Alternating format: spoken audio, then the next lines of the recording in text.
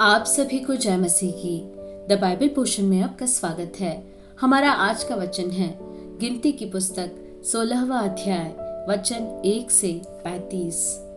कोरह जो लेवी का परपोता, कहात का पोता और यसहार का पुत्र था, वह एलियाब के पुत्र दातान और अबीराम और पेलेत के पुत्र ओन, इन तीनों रूबेनियों से मिलकर मंडली के 250 प्रधान जो सभासद और नामी थे, उनको संग लिया और वे मूसा और हारून के विरुद्ध उठ खड़े हुए और उनसे कहने लगे, तुमने बहुत किया, अब बस करो, क्योंकि सारी मंडली का एक एक मनुष्य पवित्र है और यहोवा उनके मध्य में रहता है। इसलिए तुम यहोवा की मंडली में ऊंचे पद वाले क्यों बन बैठे हो? यह सुनकर मूसा अपने मुंह के बल गिरा। फिर उसने कोरह और उसकी सारी मंडली से कहा, सवेरे यहोवा दिखला देगा कि उसका कौन है और पवित्र कौन है, और उसको अपने समीप बुला लेगा। जिसको वह आप चुन लेगा उसी को अपने समीप बुला भी लेगा। इसलिए हे कोरह, तुम अपनी सारी मंडली समेत यह करो, अर्थात अपना अपना धूपदान ठीक करो और कल उसमें आग रखकर यहोवा के सामने धूप देना। तब जिसको यहोवा चुन ले वही पवित्र ठहरेगा। हे लेवियों, तुम भी बड़ी बड़ी बातें करते हो, अब बस करो। फिर मूसा ने कोरह से कहा, हे लेवियों सुनो, क्या यह तुम्हें छोटी बात जान पड़ती है कि इस्राएल के परमेश्वर ने तुमको इस्राएल की मंडली से अलग करके अपने निवास की सेवा करने और मंडली के सामने खड़े होकर उसकी भी सेवा टहल करने के लिए अपने समीप बुला लिया है, और तुझे और तेरे सब लेवी भाइयों को भी अपने समीप बुला लिया है। फिर भी तुम याजक पद की भी खोजी हो, और इसी कारण तूने अपनी सारी मंडली को यहोवा के विरुद्ध इकट्ठी किया है। हारून कौन है कि तुम उस पर बुड़बुड़ाते हो? फिर मूसा ने एलियाब के पुत्र दातान और अबीराम को बुलवा भेजा, और उन्होंने कहा, हम तेरे पास नहीं आएंगे। क्या यह एक छोटी बात है कि तू हमको ऐसे देश से जिसमें दूध और मधु की धाराएं बहती है इसलिए निकाल लाया है कि हमें जंगल में मार डाले? फिर क्या तू हमारे ऊपर प्रधान भी बनकर अधिकार जताता है? फिर तूने हमें ऐसे देश में जहाँ दूध और मधु की धाराएं बहती हैं नहीं पहुँचाया, और न हमें खेतों और दाख की बारियों के अधिकारी किया। क्या तू इन लोगों की आंखों में धूल डालेगा? हम तो नहीं आएंगे।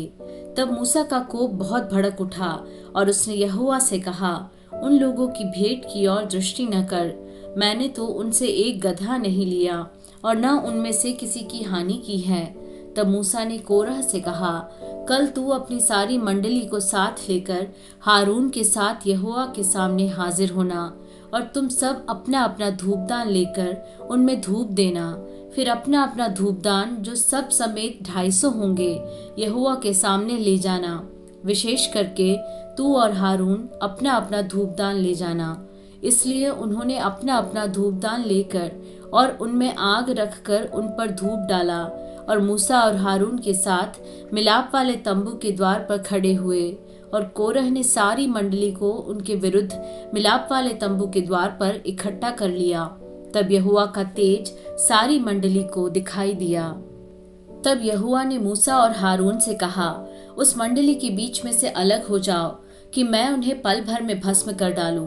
तब वे मुंह के बल गिर के कहने लगे, हे ईश्वर, हे सब प्राणियों के आत्माओं के परमेश्वर, क्या एक पुरुष के पाप के कारण तेरा क्रोध सारी मंडली पर होगा?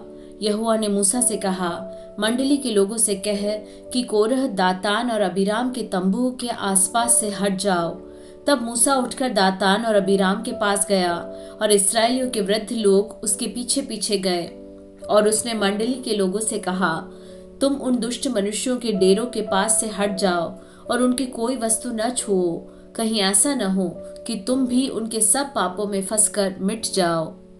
यह सुन के वे कोरह, दातान और अबीराम के तंबू के आसपास से हट गए, परंतु दातान और अबीराम निकलकर अपनी पत्नियों, बेटों और बाल बच्चों समेत अपने अपने डेरे के द्वार पर खड़े हुए।